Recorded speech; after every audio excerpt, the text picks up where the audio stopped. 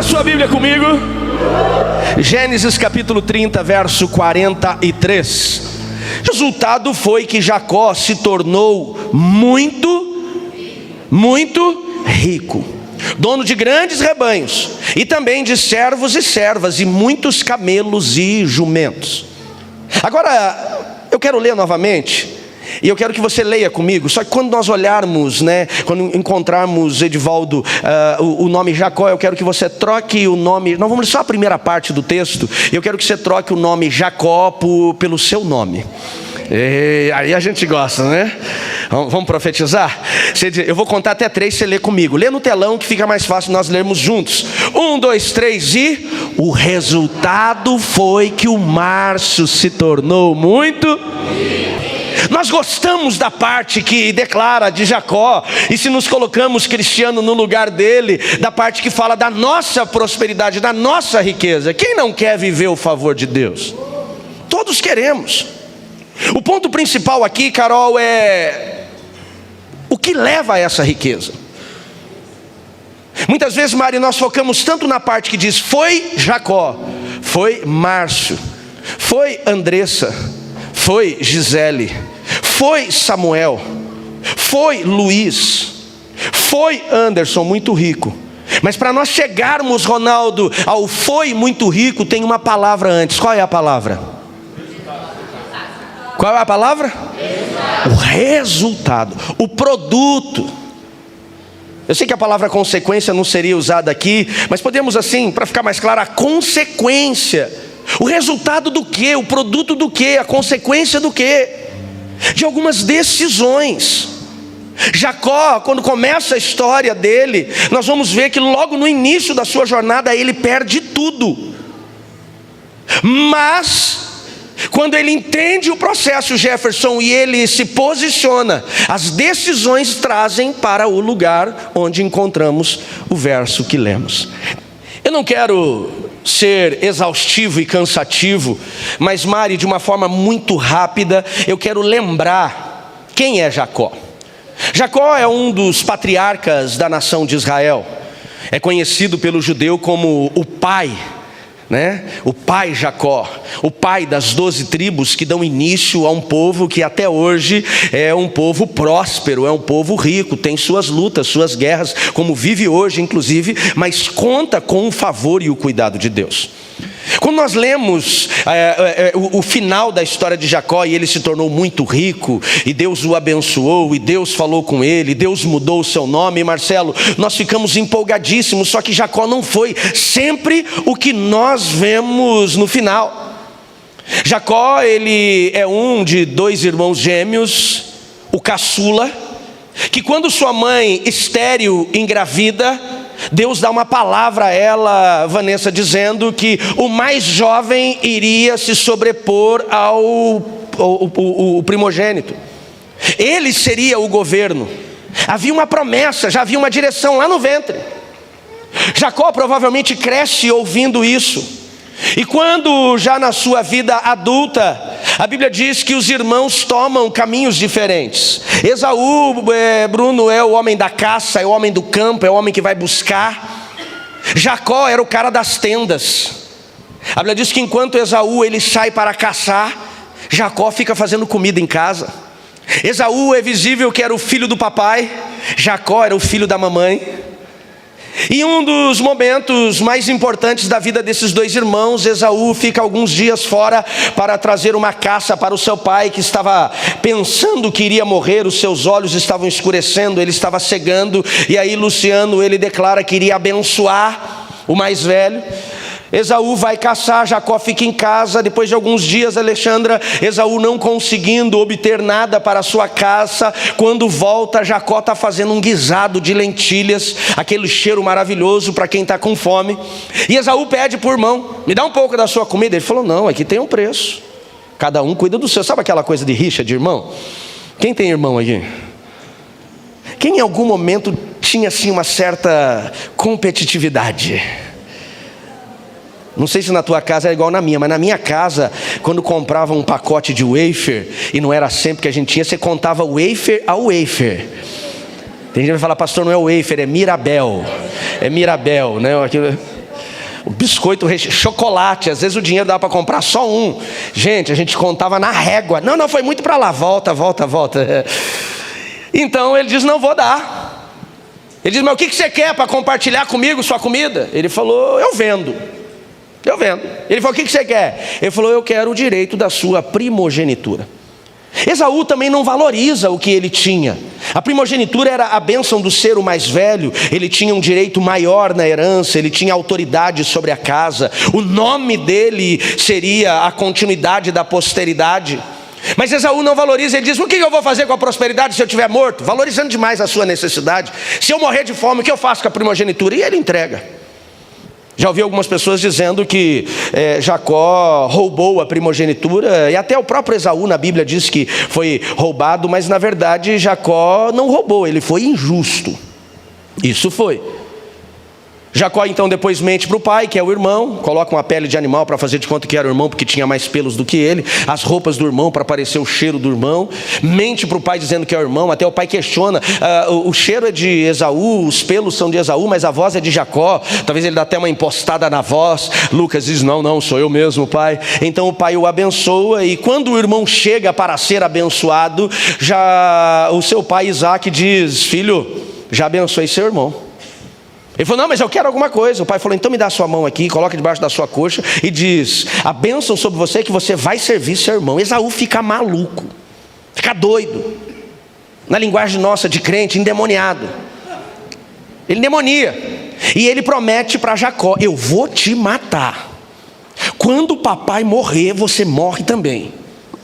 A mãe que ajudou em toda essa falcatrua, ela entendendo o coração amargurado e indignado de Esaú, diz assim para Jacó, vai embora porque ele vai te matar. Quando acalmar a alma dele, eu chamo você de volta. E Jacó então sai apenas com um cajado na mão. Quando eu avalio a história de Jacó, eu entendo que ele, mesmo sendo filho de um homem muito rico, porque Isaac era rico, enriqueceu de forma que até Abimeleque, que era um rei, vendo a sua prosperidade, invejando, expulsou ele da terra. Rico porque abriu poços e Deus prosperou. Rico porque recebeu herança do seu pai Abraão, que também era rico.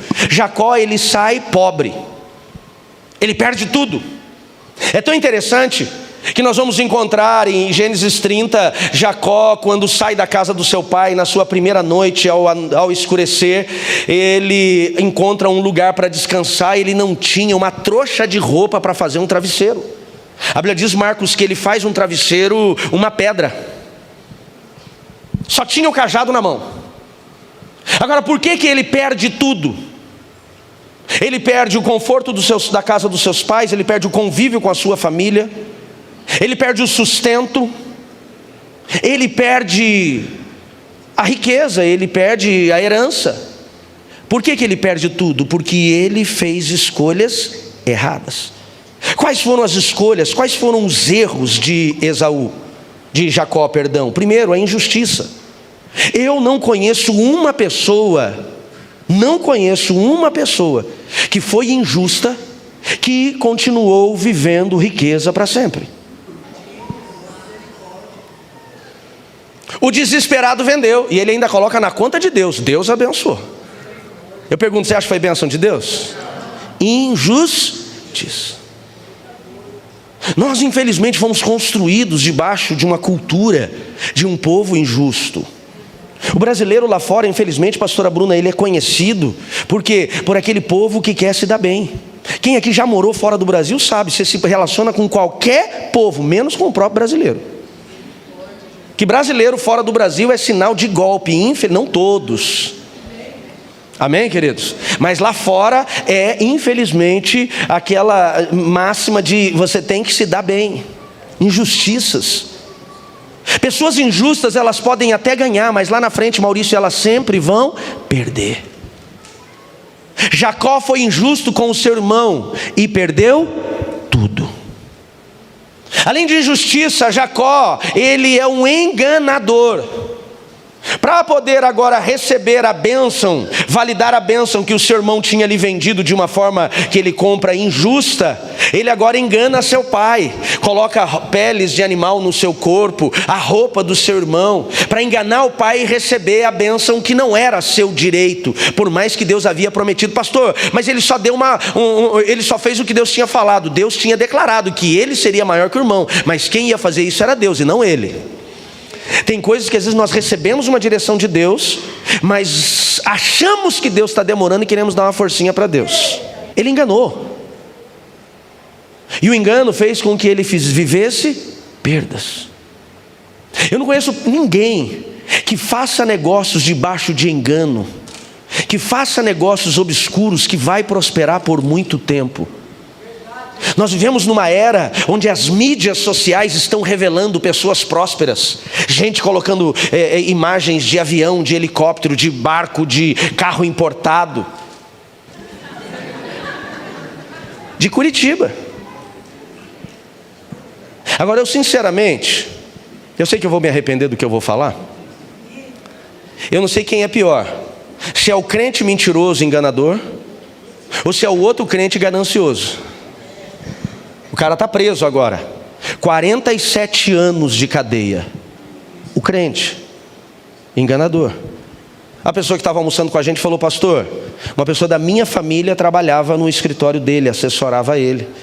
E de repente essa pessoa, sem saber que era fraudulento o negócio, começou a ver que começou a ruir. Meu irmão, não existe negócio fácil. E algumas pessoas não foram levadas pela ganância, foram levadas pelo engano. Porque um amigo chega pastorando e diz assim: pô, irmão, entrei, ganhei, entra lá, te garanto. Por isso que eu não faço negócio e não indico negócio. Não indico. Pastor, indica? Meu irmão, avalia lá. Porque hoje está bem, amanhã não vai. Eu não posso. Pastor, vamos fazer? Não vou. Pastor, não, ei, nós precisamos ser muito prudentes. Quem está entendendo, diga amém. Quer viver prosperidade de Deus? Muito trabalho, dependência e fidelidade.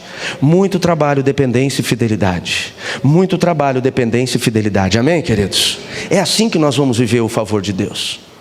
Engano. E nós vamos encontrar engano em todos os lugares, também dentro da igreja, infelizmente. Terceiro erro de Jacó, ele mentiu. Ele mente para o pai. Quando o pai pergunta: o cheiro é de Esaú, os pelos são de Esaú, mas a voz é de Jacó. Falo, não, sou Esaú mesmo. Mentiu. Quando nós fazemos um negócio e colocamos mentira nesse negócio, sabe quem nós colocamos junto no negócio? O capeta, o sapricó, o catiço, o Didi. Ele.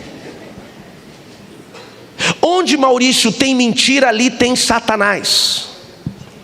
Porque ele é o pai da mentira. Se para ter resultado num negócio eu preciso mentir, esse negócio já não é mais de Deus. Se eu e você queremos consagrar o que temos a Deus, a nossa consagração do que temos a Deus vai ser através da verdade. Se nós precisamos colocar mentira no negócio, significa que as coisas não vão acontecer. Não vão acontecer. Ele mentiu. Quando ele mente, ele compromete toda a sua história, ele compromete todo o seu resultado.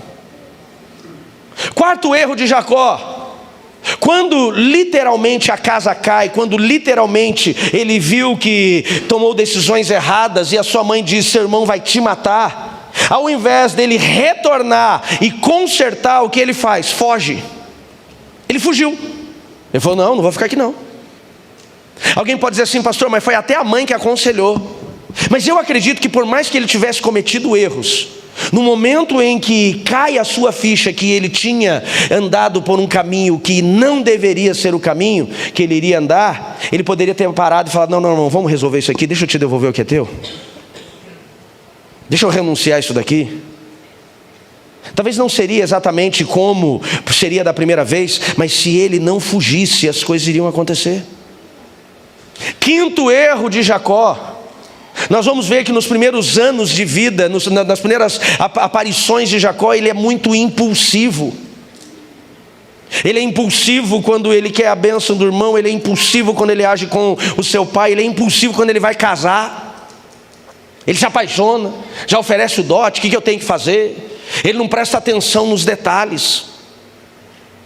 Muita gente hoje está vivendo perda, está vivendo fracasso por conta da sua impulsividade. Quem está aí ainda, diga amém. Resultados: perde tudo, sai só com o cajado na mão, perde a convivência, perde o conforto, colhe o engano, foi roubado. Você pode escolher o que você vai fazer hoje, não sendo até coisas erradas. Você não pode escolher quais são os resultados que os erros vão trazer. Nós somos, infelizmente, um povo, uma igreja, quando eu digo igreja no geral, não estou dizendo da nova aliança, que ainda precisa aprender muito sobre o caráter de Jesus. Integridade, fazer a coisa certa. Eu sei que algumas pessoas ficam até desconfortáveis quando se fala sobre isso. Tem gente que o negócio dele é feito de mentira. O cliente liga e diz: está pronto. Falou: está saindo daqui. Ele nem começou a fabricar. Quando você vai começar: rapaz, tive um problema aqui, o caminhão virou, tombou. Ele nem comprou o produto ainda do cliente. E aí quando ele vive a perda, ele diz assim: o diabo está se levantando. Gente, não tem nada a ver com o diabo, tem a ver com a falta de integridade. Você viu na história de Jacó, nas perdas de Jacó, alguma manifestação maligna? Você viu algum diabo, algum demônio aparecendo aqui na história? Sim ou não? Não. Quando nós aprendermos a viver o que é correto, entendendo que o que é certo, o que é errado, nós vamos começar a desfrutar daquilo que talvez muitos não estão desfrutando. Não tem.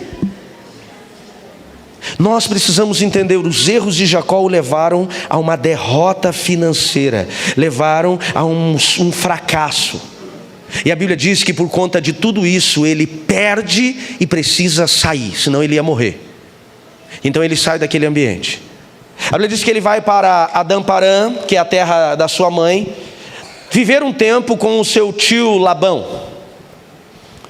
E quando ele está indo para Adã-Parã, a Bíblia diz que ele, a 18 quilômetros do que hoje é Jerusalém, ele para descansar. Como eu falei, ele não tinha nenhuma trouxa de roupa para fazer travesseiro. William, ele pega uma pedra para fazer seu travesseiro. Vamos comigo lá, por gentileza. Abre sua Bíblia comigo, por gentileza, lá no livro de Gênesis.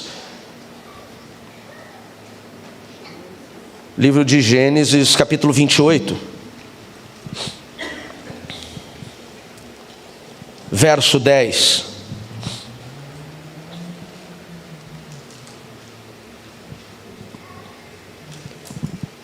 Gênesis 28, 10 diz assim: nesse meio tempo Jacó partiu de Berseba e rumou para Harã. Quando o sol se pôs, chegou em um lugar para acampar e ali passou a noite. Encontrou uma pedra para descansar a cabeça, se deitou para dormir. Esse lugar que ele para, que eu falei que vai ser 18 quilômetros de Jerusalém, era um lugar deserto, um lugar onde não tinha habitação, um lugar de muitos vales, de uma vegetação muito acidentada. Nós precisamos entender que quando fazemos, Rafael, escolhas erradas, as nossas escolhas erradas, Erickson, em algum momento vão nos levar a lugares desertos. As nossas escolhas vão nos levar a lugar de esterilidade, as nossas escolhas vão levar a lugar de escassez. E por mais que nós muitas vezes tentemos colocar a culpa no diabo, a culpa não é do diabo, a culpa são das nossas escolhas. Mas foi naquele lugar, e eu preguei sobre deserto há 2 semanas atrás, foi naquele lugar, quando ele perde tudo e provavelmente a sua alma está amargurada, Elisiane, que ele tem a primeira e uma das principais experiências com Deus. Volta comigo no texto, diz assim: enquanto dormia ele sonhou com uma escada que ia da terra ao céu, uma escada rolante. É a primeira vez que a gente vai ver na história da humanidade a escada rolante. Talvez estava até num shopping. E viu anjos de Deus que subiam e desciam por essa escada. No topo da escada estava quem? No topo da escada? O Senhor. E ele disse: eu sou o Senhor, o Deus do seu avô Abraão, o Deus do seu pai Isaque. A terra na qual você está deitado lhe pertence. Eu darei a você e aos seus descendentes. Olha para mim. Quando ele sai, talvez ali nessa ele começa a ser provocado a reconhecer os seus erros, ao arrependimento. E ali no arrependimento ele tem um encontro, o primeiro encontro dele com Deus. Ao ouvir Deus, a ter esse encontro com Deus, ali as coisas começam a mudar para ele? Não. Desse encontro que ele tem com Deus, até o texto que nós lemos, Luiz, foram 17 anos de perda. Jacó ficou 20 anos na casa do tio, 17 anos só colhendo o fruto das suas decisões erradas. Tem gente que fala assim: aceitei Jesus, agora vai mudar. Vai, mas você vai ter que colher. Deus fala com ele. Deus fala com ele. Volta comigo no texto. Seus descendentes serão tão numerosos quanto o pó da terra. Eles se espalharão por todas as direções, leste, oeste, norte, sul. E todas as famílias da terra serão abençoadas por intermédio da sua. Tudo que Deus prometeu para Jacó aconteceu, sim ou não? Sim. Jacó teve o seu nome mudado para Israel. Israel dá o início a um povo chamado, o povo que hoje conhecemos como povo judeu. Você encontra judeu em todos os cantos da terra, sim ou não? Sim. Tem judeu em Curitiba? Sim. Tem judeu em São Paulo? Sim. Tem judeu em Nova York? Sim. Tem judeu na Europa? Sim. Meu Deus, vai diminuindo sim, gente. Hoje nós estamos pregados, baseados, alicerçados em um princípio, ou em alguns princípios bíblicos da vida de Jacó. As nossas famílias são abençoadas pela cultura judaica cristã. Influenciou todas as famílias da terra, sim ou não? Sim. Tudo que Deus promete e eu ando em direção a essa promessa, Ele cumpre. Amém, queridos? Continua. Além disso, estarei com você e protegerei aonde quer que vá. Um dia trarei você de volta a essa terra. Não deixarei enquanto não tiver terminado de lhe dar tudo o que prometi. Então Jacó acordou e disse: certamente o Senhor está neste lugar. Eu não havia percebido. Contudo, também teve medo e disse: como é temível este lugar. Não há outro senão a casa de Deus. As portas para os céus estão aqui. Na manhã seguinte, Jacó se levantou bem cedo, pegou uma pedra na qual havia descansado e a cabeça, colocou-a em pé como uma coluna memorial, derramou azeite de oliva sobre ela e chamou aquele lugar de Betel, a casa de Deus, embora anteriormente se chamasse Luz. Então Jacó fez o seguinte voto: se de fato Deus for comigo e me proteger nessa jornada, se Ele me providenciar alimento e roupa, ele só queria o mínimo, Wesley, só o mínimo, alimento e roupa, e se eu voltar são e salvo para a casa do meu pai, então certamente Ele será o meu Deus, e eu lhe devolverei a 10ª parte de tudo que eu receber lá. Está aí na sua Bíblia o próximo verso. Quando cai a ficha de Jacó, ou começa a cair a ficha de Jacó, Lorena, dos seus erros, ele vai ter 3 decisões, e é aqui que eu começo a pregar. Eu só estava na introdução até agora, mas serão rápidas. 3 decisões, Sérgio, que o levam ao verso 43, onde Jacó se tornou muito rico. Quem aqui quer viver a provisão de Deus? Levante a sua mão e diga amém. Se eu e você aprendermos e aplicarmos, Vanessa, essas 3 decisões, nós vamos nos surpreender. A primeira decisão que Jacó tomou, quando ele entende as suas decisões erradas, Sidney, ele fez uma aliança com Deus. Diga comigo: aliança. Diga pacto. Diga compromisso. Aliança representa exatamente isso. Na vitrine, uma aliança tem preço. Unidade monetária. Quando é contraída em um matrimônio, os noivos passam pelos processos e assumem o seu matrimônio, ela passa a ter valor. Aliança para Deus tem muito valor. Nós vamos ver em alguns momentos Deus fazendo 2 principais no Velho Testamento com Noé, no Novo Testamento através do sangue de Jesus. Para Jacó poder chegar ao verso 43, onde a Bíblia diz, Anderson, que ele enriqueceu, ele fez uma aliança com Deus. A aliança que ele fez com Deus, ela está alicerçada em 3 pontos principais. Primeiro, ele declara a Deus publicamente como seu Senhor. Você conhece gente que é rica e não caminha com Deus, sim ou não? Eu conheço. Há uma diferença entre a pessoa ter condições financeiras e onde ela tem prosperidade. Eu ensinei a diferença do que é ter dinheiro e ter prosperidade. Tem muita gente que tem dinheiro, mas não tem paz. Tem dinheiro, mas não tem plenitude. Tem dinheiro, mas não tem unidade dentro da sua casa. Então o dinheiro não é tudo. Mas quando, Erickson, nós entendemos o que é prosperidade, a aliança de Deus com Deus estabeleceu prosperidade. Ele diz: eu tenho uma aliança com o Senhor. Ele declara: se o Senhor for comigo, a partir de hoje o Senhor será o meu Deus. Diga comigo: assumiu compromisso com Deus. Quem quer viver provisão de Deus precisa assumir compromisso com Deus. Tem muito crente que é 007, agente secreto. Ele só é crente na igreja. No templo é fácil ser crente. E ser crente não é ter linguagem de crente. Tem gente que acha que ser crente é ele ter o vocabulário de crente, o evangeliquez. Está na bênção, o vaso. Ser crente não é linguagem, ser crente é ter caráter, amém, queridos? Assumir Deus é que as pessoas vejam Deus em mim e em você. Segundo ponto dessa aliança que ele faz com Deus, a Bíblia diz que ele levantou um altar e chamou aquele lugar de Betel, casa de Deus. Nós já aprendemos que o altar fala do que, Vanessa? Fala do que, Karine? De relacionamento. Altar interno e altar externo. O altar externo ele vai ser denunciado, apresentado pelo meu altar interno. Com amor e carinho, igreja. Não existirá, Josias, a possibilidade de vivermos a plenitude, a inteireza de Deus se nós não temos relacionamento com Deus. Altar. Segundo a Sociedade Bíblica Americana, 89% dos crentes do mundo, menos os crentes da Nova Aliança, não leem a Bíblia e não oram todos os dias. Uma pesquisa da Sociedade Bíblica Brasileira diz que a maioria dos cristãos brasileiros só leem a Bíblia no dia de culto. E às vezes nós estamos reclamando aqui, Mone, por que nós não estamos prosperando? Por que as coisas não estão acontecendo? Altar. A nossa casa precisa ser uma Betel, diga amém. Nossa casa precisa ser uma Betel. A nossa casa precisa ser um lugar de relacionamento. A nossa casa, ela precisa manifestar a presença de Deus. A nossa casa, ela precisa ser impactante. Quando eu entrar na nossa casa e falar assim: uau, eu senti algo diferente aqui. Você vai falar: essa é a presença do Pai, amém, queridos?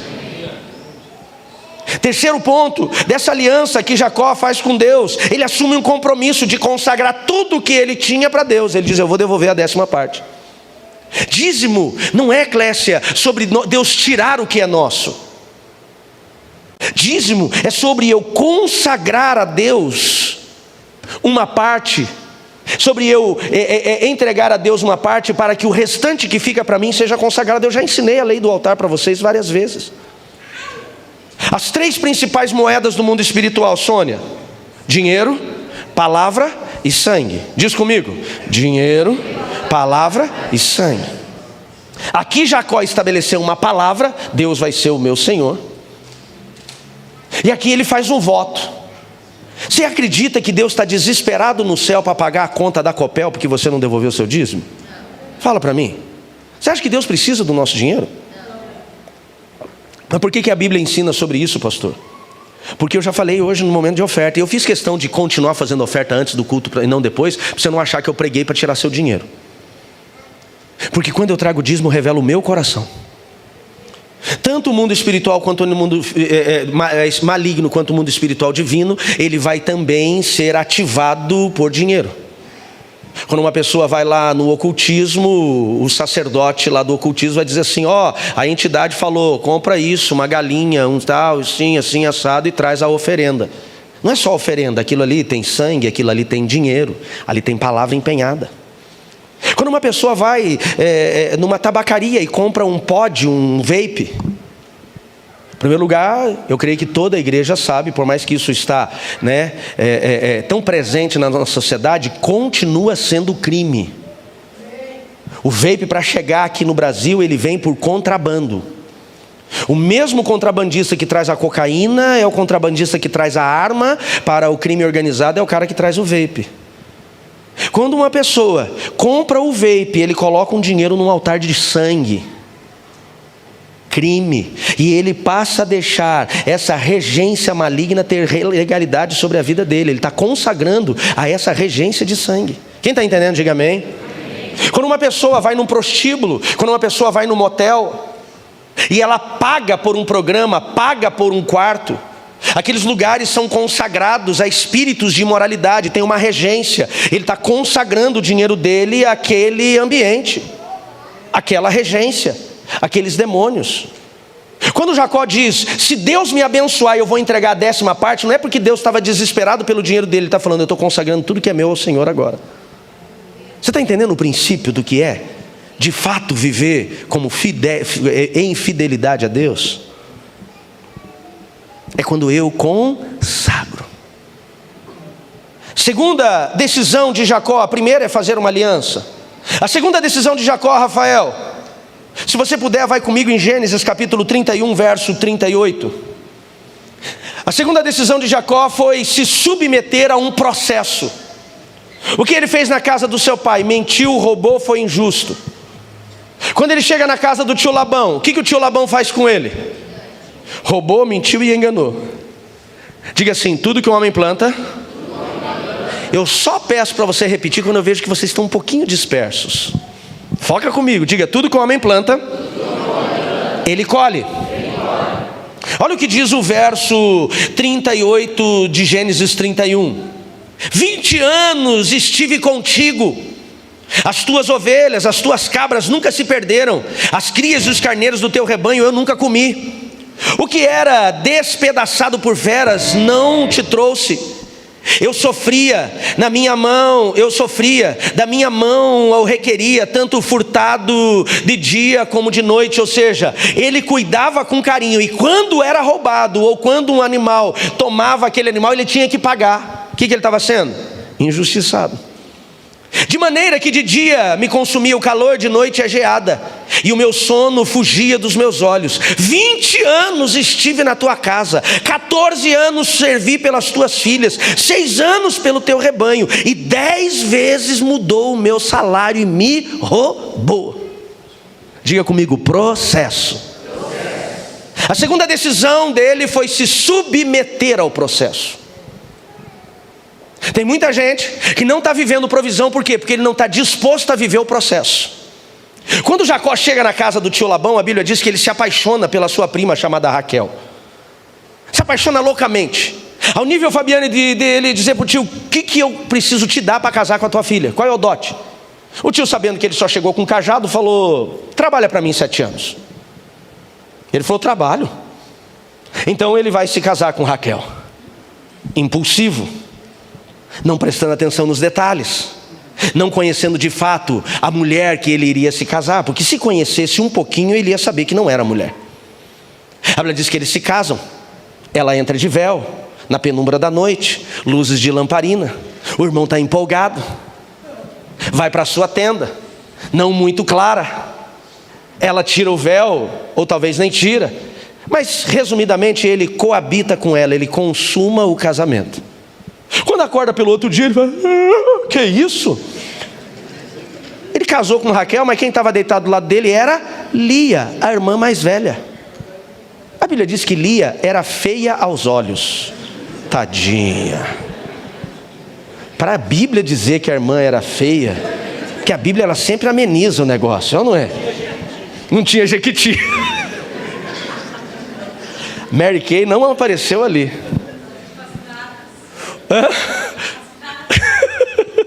O enganador agora foi enganado.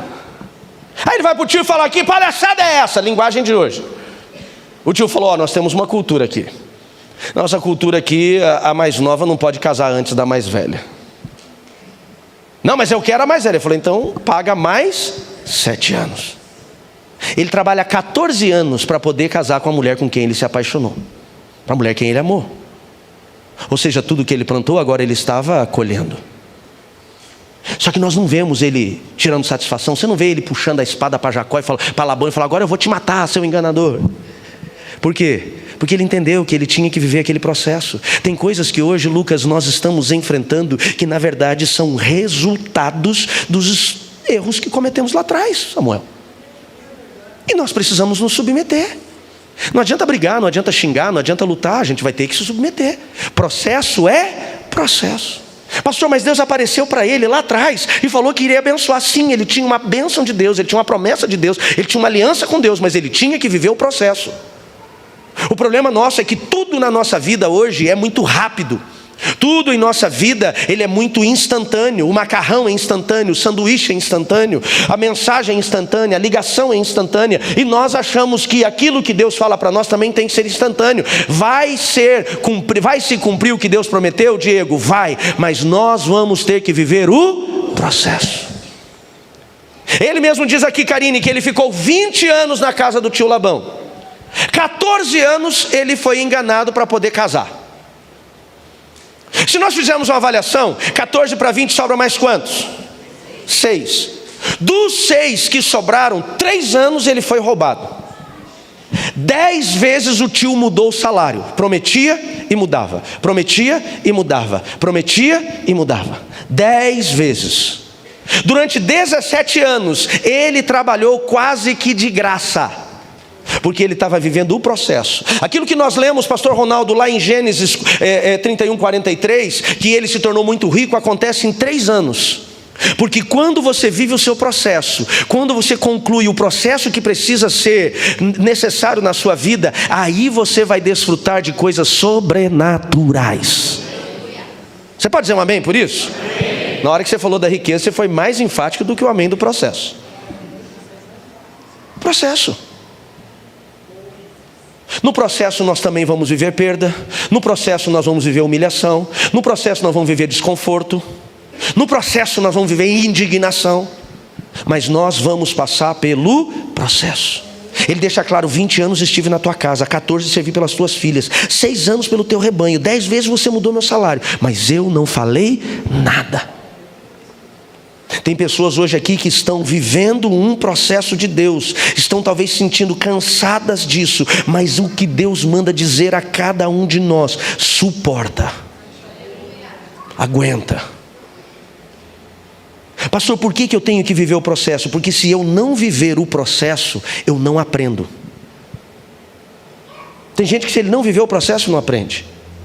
Tem gente que, se o cara não perder o casamento em algum momento, a crise chegar, ele não trata bem o cônjuge.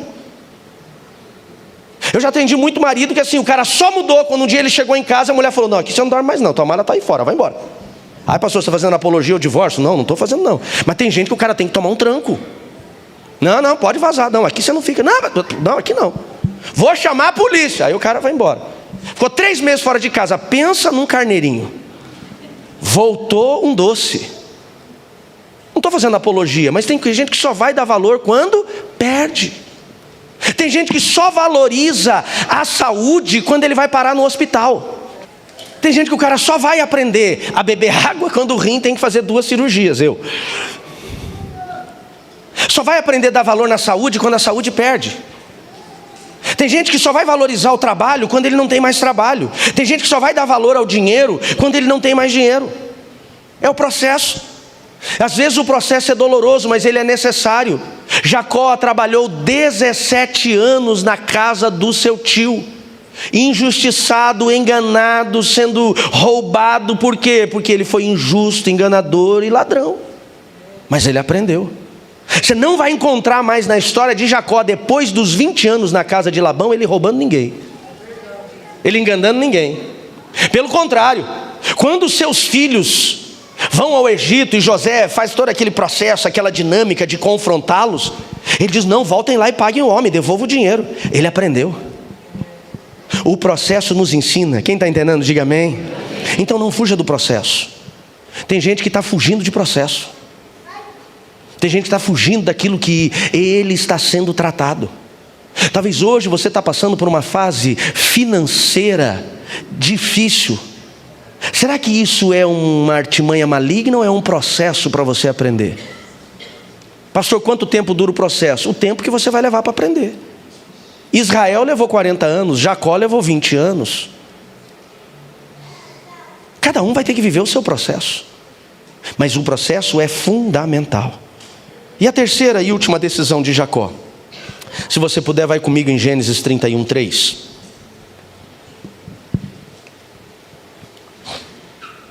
Gênesis 31, 3. Diz assim: então o Senhor apareceu a Jacó e disse: volte para a terra de seu pai, de seu avô, volte para a terra dos seus parentes, e eu estarei com você. Fala comigo, ele fez o caminho de volta. O ápice da riqueza e da prosperidade de Jacó foi ele arrumar o seu passado. Ele voltou para fazer as pazes com o seu passado. Ele está 20 anos trabalhando na casa do seu tio, só 3 enriquecendo, e fica Wagner tão rico que a Bíblia diz que ele possuía muitos bens. Então, depois desses 20 anos, 3 de verdadeira prosperidade, Deus diz para ele: agora está na hora de voltar. Alguns de nós, Marina, pensamos assim: agora está na hora dele voltar para quê? Para ele mostrar a prosperidade. Quem saiu de uma cidade pequena e lá foi humilhado, quem saiu de uma cidade pequena e lá passou por situações desconfortáveis, um dia ele quer voltar para quê? Para mostrar que agora ele está bem. Já viu isso? Ele quer voltar para mostrar que está bem. Mas Deus não mandou Jacó voltar para revelar o quanto ele estava rico. Pelo contrário, Deus mandou ele voltar para ele arrumar a sua história. Não existe prosperidade plena para quem não conserta o seu passado. Sabe aquele passado, André, que ele fugiu 20 anos atrás? Deus falou: ah, fugiu? Agora você vai deixar de fugir. Vamos arrumar? O caminho de volta, ele é fundamental. O caminho de volta foi o sucesso do filho pródigo. O caminho de volta foi o sucesso de Jacó. Ele poderia ter ficado em Harã, confortável e rico, mas ele não seria pleno. Há uma diferença entre ter dinheiro e ter prosperidade. Ele decidiu obedecer. Isso significa deixar tudo para trás e encarar quem? Encarar seu irmão que o odiava, encarar seu pai que ele enganou, que ele mentiu, encarar os seus erros. Muita gente ainda não conseguiu viver toda a plenitude de João, porque ele não está disposto a voltar e arrumar. A Bíblia diz que enquanto ele toma essa decisão de voltar, é tão intenso isso, Rica, que ao voltar a Bíblia diz que no Val de Jaboque ele tem mais um encontro com Deus. E agora Yohana, nesse encontro com Deus, o nome dele é mudado. É quando ele briga com Deus ali, ele tenta lutar com Deus, ele luta com o anjo. Ali ele, por ter decidido voltar, a sua identidade é transformada. O processo da transformação do caráter de Jacó é quando ele decide fazer esse caminho de volta. É quando ele decide consertar com o seu passado. Eu entendo que tem pessoas aqui que têm tentado fugir, e parece que é um mantra que nós temos falado sempre, Amós: arruma teu passado, faz o caminho de volta. E tem gente tentado fugir. Não sou eu, gente, é o Espírito Santo que tem falado. Tem filhos que não conversam com pais. A Bíblia diz: honra teu pai e tua mãe para que tudo te vá. Não é trazer teu pai morar com você, é honrar, é liberar perdão. Liberar perdão também é honra, é lembrar. Tem pai que separou da mãe e abandonou os filhos. Tem pai que há anos não vê filho, há anos não abraça filho, há anos não dá atenção para filho. Não nessa igreja, em outra, mas tem pai que nem pensão paga. Aqui não. Amém, gente? Você entende que são situações que precisam ser consertadas? Precisam ser alinhadas. Irmãos que não se conversam: pastor, mas você não sabe o que meu irmão fez. A Bíblia diz: perdoa 70 vezes 7. A gente tem que arrumar, a gente tem que consertar. Esse é o padrão bíblico. A plenitude de Jacó foi quando ele foi voltar, porque ele tinha riqueza, mas não tinha plenitude.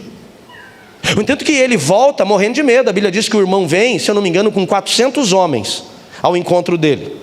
Se o irmão estivesse disposto a fazer as pazes com Jacó, ia trazer homens ou ia trazer a família? Fala comigo. Esaú ia trazer homens ou a família? Família. Mas ele trouxe homens. Esaú ainda estava com sangue nos olhos, faca na boca, doidinho para arrumar aquela situação, 20 anos esperando. Jacó, ele foi até Ana, até esperto. Ele coloca primeiro os funcionários, depois as outras mulheres com os filhos, e Raquel, a mulher que ele amava, e José, ele fica para trás, ele por último. Quando ele encontra Esaú, o que ele faz?